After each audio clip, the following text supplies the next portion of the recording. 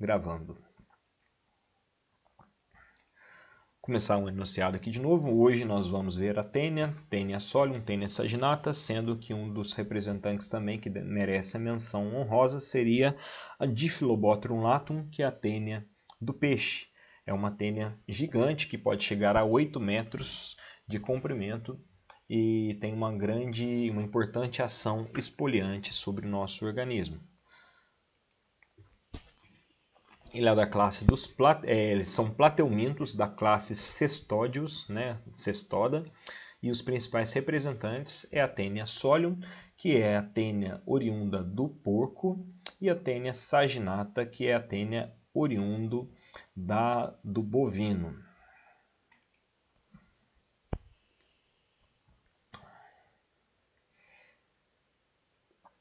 A Taenia saginata também pode contaminar equinos e bovinos, enquanto a Taenia solium ela é particular dos suínos. O corpo é dividido em cabeça, que é o órgão de fixação, com estruturas de fixação, certo? Essas estruturas são compatíveis com ventosas, e essas ventosas se aderem através de espículas no intestino, né, e vai fazendo ação exfoliativa. Ela tem um pescoço que liga a cabeça aos proglotes, que é o restante do corpo, aonde você vai ter as estruturas sexuais. Então, esses proglotes eles podem ser divididos em proglotes jovens, proglotes maduros e proglotes grávidos. O estróbilo é formado pelo pescoço mais o proglote, e o resto, e a parte de fixação seria a cabeça. Essas tênias, elas são vermes hermafroditas, por isso que eles são chamados solitárias. Mas como que ele faz para se reproduzir? Então, existe proglotes masculinos e proglotes femininos, divididos com o mesmo aparelho. São proglotes que têm um aparelho reprodutor masculino e feminino que faz com que ocorra o ato de fecundação, gerando os ovos que serão os percussores do ciclo da tênia. Então, essas estruturas sexuais elas habitam os mesmos proglotes. Então, ocorre uma autofecundação.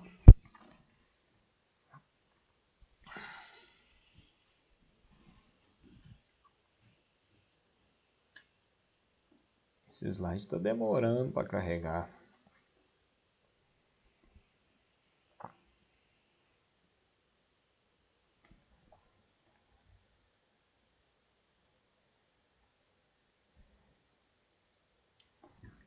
O computadorzinho aqui, a turbina dele está pesado processar o slide e mandar ao mesmo tempo para a live, falar com vocês e escutar vocês. O computador sofre.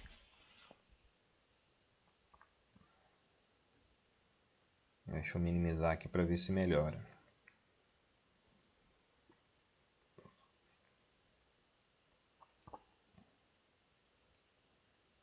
Aí.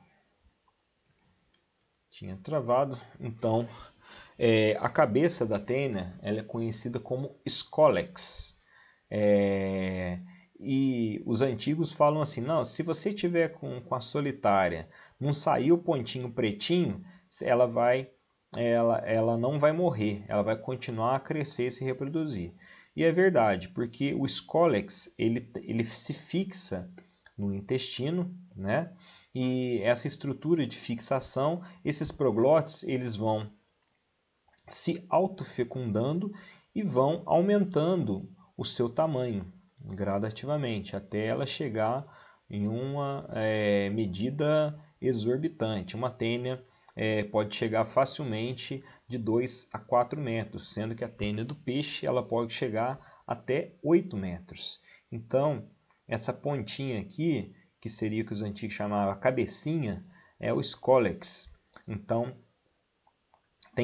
quando você elimina a tênia, se não eliminar o Scolex, você tem o risco do parasita continuar dentro do seu organismo, fazendo com que ocorra a sua reação de espoliação parasitária. Então, o Scolex da Taenia solium ele tem uma diferença em relação ao da Taenia saginata. Enquanto o da Taenia solium parece um globo, é globoso, né? Apresenta 4 ventosas laterais e um rostro. Esse rostro é uma estrutura que parece um cabelinho espiculado, com uma dupla coroa de espinho. Enquanto da Taenia saginata ela é uma estrutura cuboide, com 4 ventosas apicais e sem rostro. Então a Taenia saginata é uma Taenia careca. Eu não sei se nesse slide tem as fotos, deve ter, mas vocês vão ver a diferença. Isso aqui é para questão de diferenciação. Por quê? Porque a Taenia solium ela é mais patogênica que a Taenia saginata, no sentido da Taenia solium poder causar uma complicação que é chamada cisticercose, enquanto a Taenia saginata ela não causa esta complicação. E os proglótides grávidos? Os proglótides grávidos da Taenia solium têm uma ramificação uterina do tipo dendrítica ou arborescente, enquanto a da Taenia saginata ela tem uma ramificação dicotômica, que é mais regular. Dicotômica parece um dedo aberto assim, quando você faz paz e amor. Então ele é assim, ó, fica um dedo aberto, o indicador e o dedo médio. Então é dicotônica. Já a ramificação dendrítica é como se fosse uma mão aberta com todos os dedos. Então é assim a diferença no aspecto de ramificação das suas estruturas sexuais nos proglótis.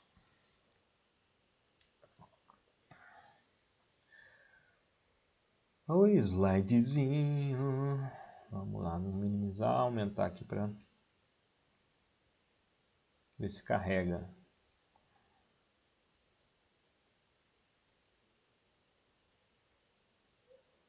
Aqui, ó. O Scolex globoso, né? Que parece um globo, e ele tem uma cabeleira aqui. Essa cabeleira aqui é conhecida como rostro. E aqui nós temos um Scolex mais, vamos dizer assim, quadrangular, né? Vamos ver o termo aqui. Um Scolex cuboide. E sem a cabeleira do Zezé. Certinho?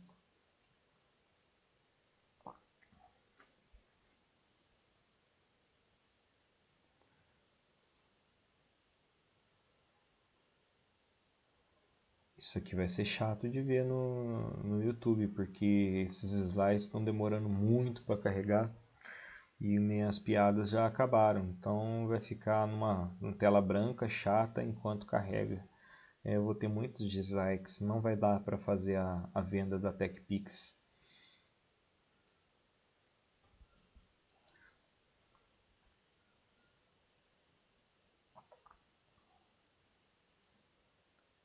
Aí, aqui uma micrografia, onde dá para ver bem melhor como que esse rosto se fixa. Então, a fixação da Taenia solium no intestino ela é uma fixação mais forte, porque além das ventosas você ainda tem as espículas do rosto que favorecem essa fixação. Então, aqui é a figura mais desenhada.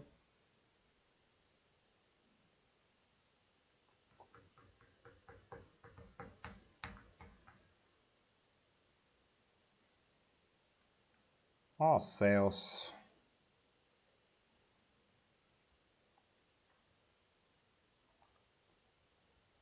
Tá aqui os proglótis, né?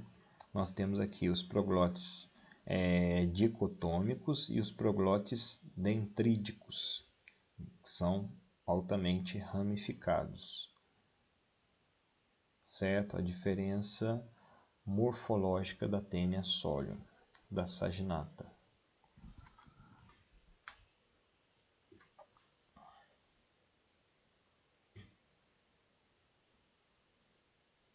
Aqui não está demorando para aparecer os... então é porque o meu computador, na verdade, ele está processando, ele está puxando os slides do meu arquivo pessoal.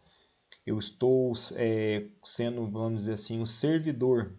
Todo mundo entrou na minha live, então eu estou processando além dos slides, o som e abrigando todos vocês na live. Isso aí deve estar causando uma grande impacto aqui na internet, por isso que deve estar assim. E ainda é um slide pesado, cheio de foto, então é osso. Mas valeu aí o feedback, Léo. Valeu, você ganhou meio ponto aí. Só não sei onde você vai gastar isso, a não ser que você gaste na TechPix. Então aqui nós temos o rostro, Scolex, o corpo inteiro com os pleurotes maduros e a ramificação do tipo dendrítica, que é típico das... Melhor câmera.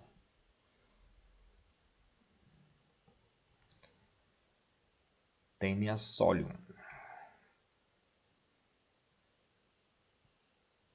Ó, para mim não aparece nada de slide. Vai cobrar, mas não vai ganhar. Bom, o número de ovos por anel, a Taenia solium ela consegue produzir até 30 mil ovos. Após a fecundação, ela pode eliminar até 30 mil ovos, enquanto a saginata é um pouquinho mais fértil, ela produz só 60 mil ovos, coisa quase mínima diferença, né? A pólise, que é a saída dos proglótides grávidos.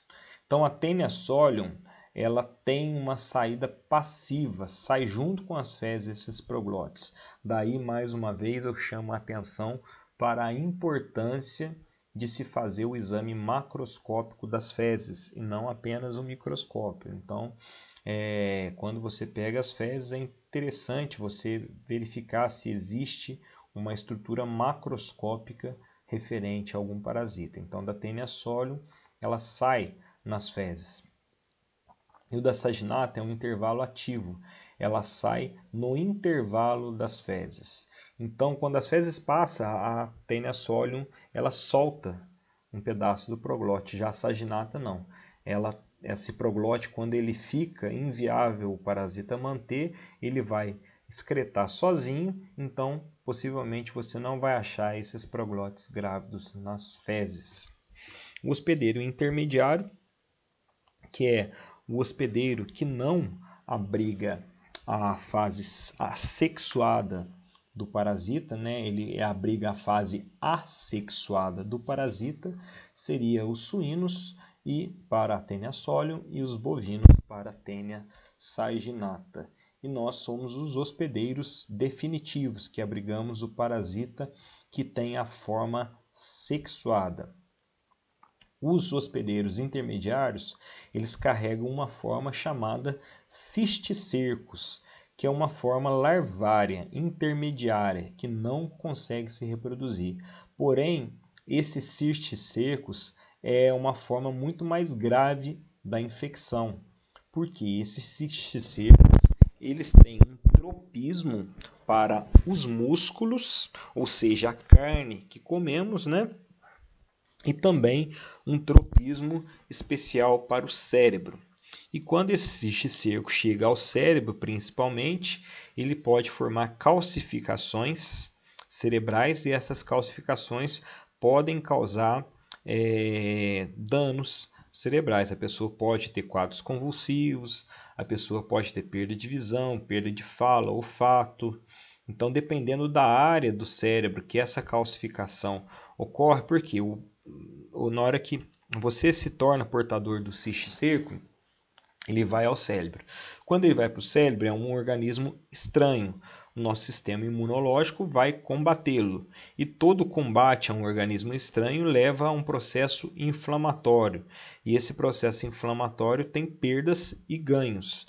Entre as perdas, nós temos aí as citocinas, as células que são destruídas, né? E para que o ganho ocorra, que seria a destruição do germe. E nesse processo vai formar uma reação inflamatória que vai matar o parasita e vai gerar uma calcificação, ou seja, uma cicatrização desse tecido. Então essa área ela vai se tornar sem função ou mesmo hipofuncional, fazendo com que você tenha sequelas. E quando é no cérebro, a sequela é inesperada, você não tem como prever o tipo de sequela que você pode ter. Então é muito perigoso a Taenia solium quando você se torna acidentalmente um hospedeiro intermediário. Bom,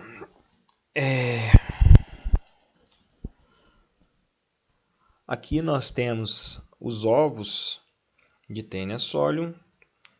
Esses ovos aí, não, de Taenia sp, não dá para distinguir se é Taenia solium ou Taenia saginata apenas pelo ovo.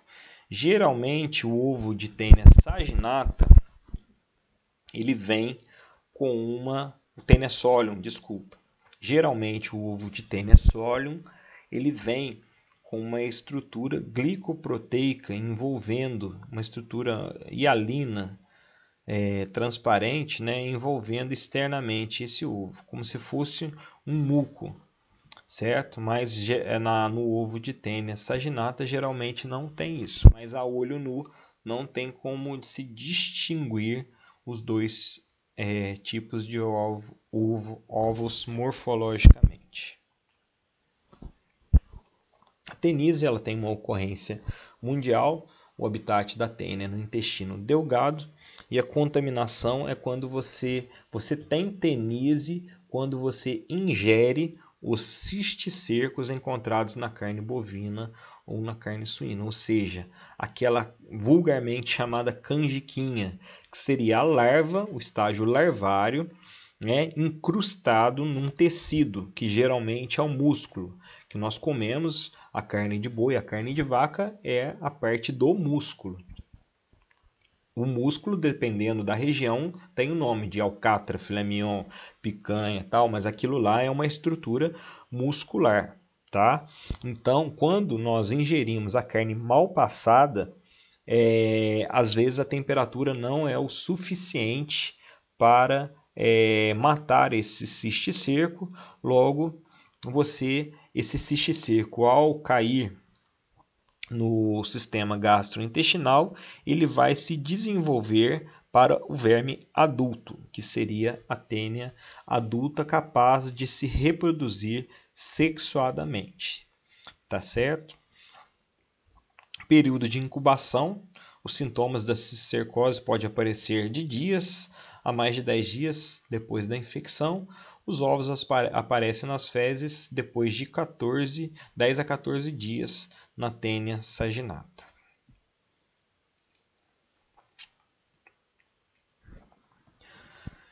Então, o ciclo biológico é a ingestão da carne do hospedeiro intermediária contaminada com o cisticerco. Isso é a forma de infecção para a teníase, tá certo? É a forma de quando o homem é hospedeiro definitivo. A desinvaginação do cisticerco no intestino delgado, a fixação do seu escólex na parede intestinal, aí desenvolve a Taenia. Depois de 2 meses, você já começa a eliminação dos proglotes grávidos.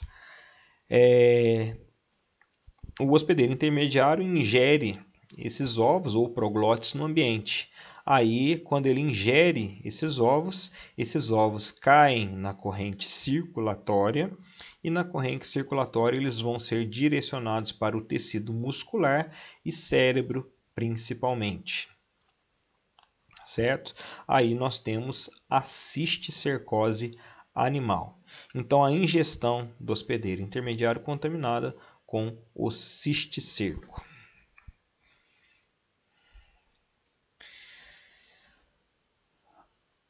Agora, nos seres humanos, nós temos aqui, né, o ciclo novamente. Escólice se fixa no intestino, o verme começa a adquirir a forma adulta, e esses proglotes eles vão se engravidando e dentro desses proglotes tem os ovos. Esses ovos vão sair dos proglotes e outros vão continuar dentro dos proglotes. Esses proglotes podem ser ingeridos ou o próprio ovo, que pode ser expelido diretamente do proglote nas fezes, pode ser ingerido. Esses ovos são embrionados, então eles possuem a chamada oncosferas, que seria aquela parte que protege externamente esses ovos.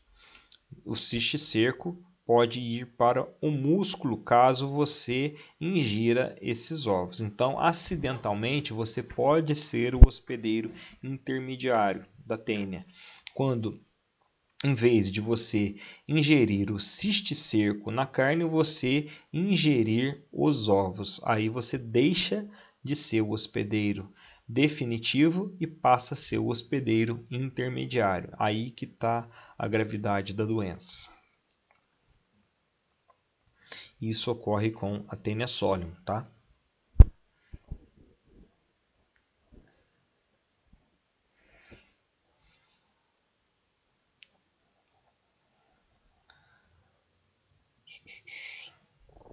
Aqui o ciclo. Então a larva penetra pela parede intestinal, migra para a musculatura por meio da corrente sanguínea. Na musculatura ele vai se encistar, vai formar um cisto. Esse cisto aqui pode justamente para proteger o cisticerco sobre a agressão do organismo, tá? Esse cisticerco, dependendo, ele pode ficar vivo durante um certo período até que a reação inflamatória que venha a gerar consiga penetrar e consiga combater esse cisto aqui. Também a ação farmacológica é passível de combate à larva presente no cisticerco. Ela consegue atravessar os fármacos, tá? Conseguem atravessar esse espaço aqui aonde está o cisticerco e matam o cisticerco. Aí vai ocorrer a fase de cicatrização, que é compatível com a calcificação do cisticerco, que vai deixar uma cicatriz permanente, tá certo? No tecido. O indivíduo humano se infecta pela ingestão da carne crua ou mal cozida contendo cisticerco. Daí nós somos o hospedeiro definitivo e desenvolvemos a parasitose normal. Aqui a diferença entre o proglote da Taenia saginata com o proglote da Taenia solium. O proglote é mais curto e ele é mais ramificado, enquanto aqui nas ramificações são mais direcionais. O ovo não tem como fazer a distinção do tipo de ovo. Por isso que é importante saber o aspecto do scolex, né, da cabeça, que tem a diferença entre as espécies. E também, né, a análise do proglote grávido. Então você vai saber diferenciar a espécie de Taenia saginata com a espécie de Taenia solium de duas formas principalmente: através da cabeça, do scolex, quer dizer, né, do parasita, onde um é globoso e tem rostro, o outro é cuboide e sem rosto. Sem rostro. E o proglote da Taenia, que o da Taenia saginata é mais alongado e com ramificações dicotônicas, enquanto o outro é um pouco mais curto, com ramificações dendríticas.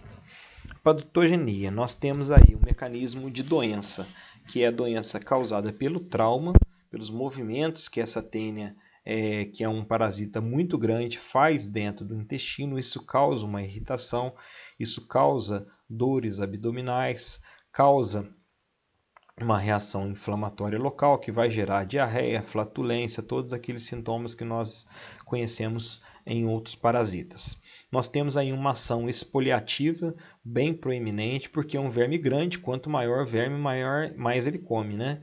Então, ele absorve os nutrientes do intestino delgado por osmose no tegumento. Então, ele se fixa, a estrutura dele de fixação, ela não tem um objetivo de nutrição. Ela tem um objetivo, as ventosas é para fixar o parasita e ocorre uma absorção osmótica dos nutrientes que já estão à disposição do nosso organismo no intestino delgado, então esse parasita vai competir por essa absorção de nutrientes. E além disso, esse parasita ele tem uma ação tóxica, porque se ele come muito, ele excrementa muito. Então, se ele excrementa, esses metabólitos produtos da excreção da própria tênia causam uma irritação intestinal, que leva a dor, diarreia, distensão abdominal e os quadros intestinais conhecidos. Então, a sintomatologia geral seria cólica, diarreia, bulimia, anorexia alteradas e emagrecimento. Quadro típico gastrointestinal. Diagnóstico clínico é muito difícil ser feito devido às semelhanças das sintomatologias de outras parasitoses. Mas apesar do diagnóstico clínico ser difícil, o tratamento é igual ao de várias parasitoses. Então, basta dar um antiparasitário de amplo espectro que ele vai pegar a maioria dos parasitas. O tratamento da parasitologia ele vai ser um pouco mais difícil quando você precisa pegar no tratamento tanto eumintos, né, quanto protozoários. Seja esses eumintos da classe cestoda ou da classe nematoda. Né? No caso, aqueles que eu falei anteriormente na eumintologia, né? E o que eu estou falando agora que são os plateumintos. E quando você tem também, juntamente com esses parasitas pluricelulares, né? Esses parasitas mais complexos, quando você tem os parasitas unicelulares, que são os protozoários. Aí a classe do tratamento é diferente, a duração de tratamento é diferente, então você tem que fazer um esquema terapêutico um pouco diferente, tá? Mas existe agora antiparasitários de amplo espectro que pegam ambas as classes. Ainda se contesta dependendo do grau de infestação. Por exemplo, o Anita é um antiparasitário que ele tem a possibilidade de pegar todos os parasitas, tá? Tanto protozoários quanto eumintos. Porém, se tiver uma infestação muito grande, principalmente relacionada a protozoários, você pode ter uma certa resistência que faz com que seja necessário uma nova dose, repetir a dose para uma eficácia terapêutica. O diagnóstico laboratorial você pode fazer de 3 tipos, né? Seria a tamização, que é a peneira, você coloca ácido acético para deixar mais transparente e observa um microscópio óptico, evidencia diferença nas ramificações uterinas. Isso aí é um diagnóstico mais para você saber se você tem Taenia solium ou Taenia saginata e você tem que ter achado justamente os proglotes misturados nas fezes. Você tem a técnica também do suave anal ou da fita gomada, fita adesiva. Você também pode colocar essa fita, né, na região perianal, que possivelmente vai encontrar ovos ou proglotes grávidos que são expelidos passivamente. E o método de Hoffman, que seria o exame de fezes convencional, que é a sedimentação espontânea.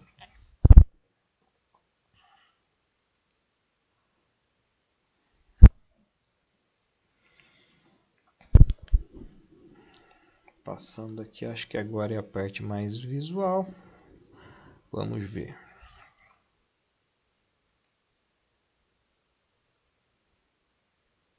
Não é nada, tem muita matéria ainda. Bom, medidas preventivas, né? Informar pessoas para evitar a contaminação fecal do solo, da água, dos alimentos destinados ao consumo humano, animal, não utilizar águas servidas para irrigação das pastagens, cozer totalmente as carnes de suínos e bovinos, né? Então, até a carne de suíno, quando a gente vai fazer churrasco, né? Aí sempre tem aquele abelhudo que fala, não, essa carne não tá bem passada não, hein? Essa carne não tá bem passada não. É por isso, porque a avó desse abelhudo já deve ter falado para ele, se você comer carne de porco mal passada, você vai pegar tênia. Né? Então é uma coisa que vem de gerações em gerações. Já agora a carne dos bovinos, a gente desce o dente nela sangrando, né? A gente desce o boi tá mugindo, a gente já tá mordendo o boi. Mas a Taenia saginata também é uma tênia menos comum e menos patogênica do que a tênia solium. Então, uma tênia de vez em quando é bom que dá uma emagrecida, né? Então, porque você vai estar competindo, então é uma maneira indireta aí de você emagrecer. Quem não consegue no regime, pega a tênia que emagrece. Bom, congelar a carne suína e bovina a temperatura abaixo de 5 graus. Isso faz com que você tenha você mate o cisticerco, né? Você pode matar ele tanto pelo fogo quanto pelo frio. No mínimo 4 dias. Também você pode fazer uma irradiação neste cerco, né? Mas o problema de fazer irradiação depois você comer essa carne com irradiação, né? Então isso aí eu não sei nem para que tá nesse slide, que é uma boçalidade, né? Você vai irradiar uma carne para depois comer ela. Seria o cúmulo do desperdício, né?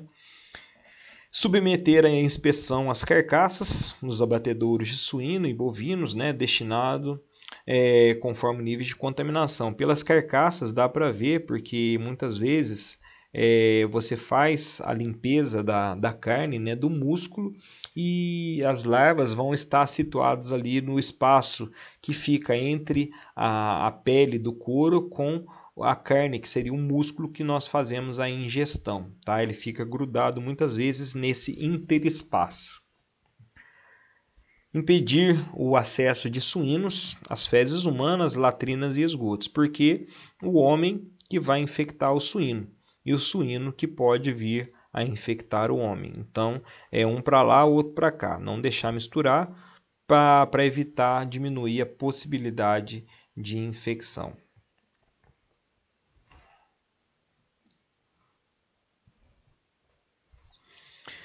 Controle do paciente, informar a autoridade sanitária local, colaborar na desinfecção, dispor das fezes de maneira higiênica.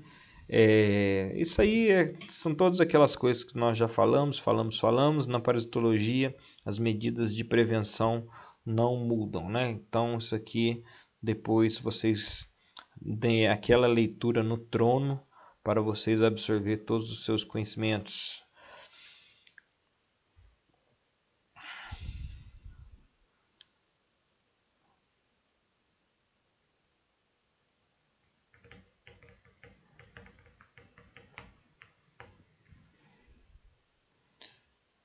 Slidezinho que não carrega. Tá acabando, gente. São 23 slides essa aula. Depois nós vamos para os exercícios. Tratamento é o mesmo para as duas classes, mas infecções por Taenia solium pode haver autoinfecção e assim o risco de cisticercose. Então, a Taenia solium ela é perigosa também porque esses ovos podem se eclodir dentro do nosso trato gastrointestinal, e esse trato gastrointestinal pode ocorrer alguma área que tenha uma possibilidade desse ovo atingir a corrente sanguínea, uma lesão, por exemplo.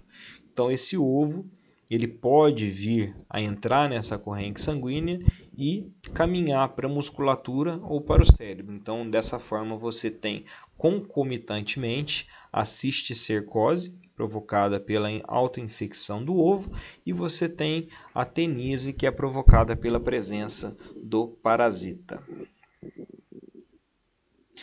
Os medicamentos de escolha, albendazol e mebendazol. O albendazol para tenise, se eu não me engano, 400 mg, 3 dias consecutivos. O albendazol é o medicamento mais utilizado para todas as parasitoses, tá? Ele tem uma toxicidade aceitável, ele é bem tolerado. O único problema dele realmente são as interações que ele pode causar, principalmente com álcool. Então, aconselhe-se quando utilizar medicamentos imidazólicos que você não utilize álcool 3 dias antes ou 3 dias depois. Então, você está uma semana sem poder beber. Cisticercose seria, a ingestão de ovos de Taenia solium, cujas formas adultas têm um homem como hospedeiro final. Já falei isso para vocês. Normalmente os suínos apresentam apenas a forma larval, que são os cisticercos celulose, que é o nome científico para o cisticerco em si. O quadro clínico da teníase no homem pode acarretar dor abdominal, anorexia e outras manifestações gastrointestinais, sem provocar consequências mais sérias, além, é claro, do que eu falei para vocês, da expoliação, da desnutrição expoliativa. E por último aqui, o último slide.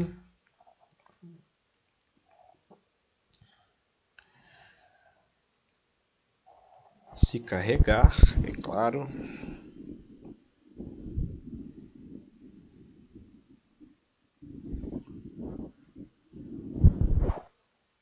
Vamos lá, ele carrega. A cisticercose, a teníase, no entanto, pode conduzir à cisticercose humana, cuja localização cerebral é sua manifestação mais grave, podendo levar o indivíduo à morte, ou a sequelas devido à localização do cérebro que ocorreu a inflamação ou a calcificação desse cisticerco. A infecção pode permanecer assintomática durante muitos anos e nunca vir a se manifestar nas formas cerebrais. Sintomatologia pode se iniciar por crises convulsivas. O quadro tende a agravar à medida que aumenta a hipertensão intracraniana, porque você tem uma inflamação. Quando você tem inflamação, você tem inchaço e edema. E isso pode aumentar a pressão do cérebro contra a calota craniana, fazendo com que ocorra uma menor oxigenação em algumas áreas, levando à isquemia. E essa isquemia vai causar morte de neurônios e vai ser uma reação em cadeia. Então é bem grave, pode realmente levar à morte esses casos de cisticercose cerebral. Ou na dependência das estruturas acometidas, evoluindo para meningoencefalite e distúrbios do comportamento. Então a pessoa começa a ficar psicopata de uma hora para outra, então às vezes ela comeu aí alimentos junto com ovos de tênia, e esses ovos de tênia entrou numa parte do seu cérebro que tornou você um ser psicopata. Então tá aí a sua psicopatia a fundo. Isso pode acontecer mesmo, Eu estou falando um tom de brincadeira, mas realmente pode ter distúrbios comportamentais. Beleza, pessoal? Então a matéria é essa. Chegamos aí a um fim do ciclo de parasitologia. Agora nós vamos fazer um estudo mais direcionado com exercícios, ovos, para ver as estruturas dos ovos, como que nós vemos no exame convencional. E semana que vem entraremos em uma outra matéria. Nós vamos entrar, se Deus quiser, em urinálise, certo? Então vou encerrar aqui, vou pôr para gravar, para encerrar a gravação, e vamos logo entrar nos exercícios.